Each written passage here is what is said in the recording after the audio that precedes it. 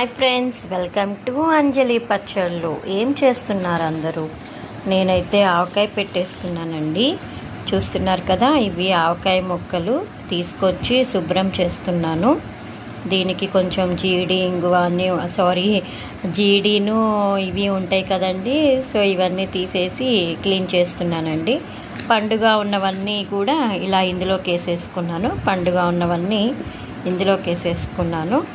ఇవి కాకుండా ఇదిగోండి, ఇవి కూడా ఉన్నాయి.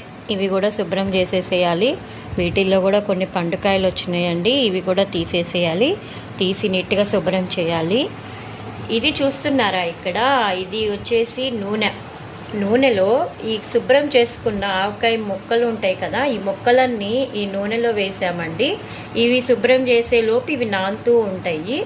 ఎందుకు అంటే ముక్క గట్టి పడుతుందండి నూనెలో వేసి ఉంచితే.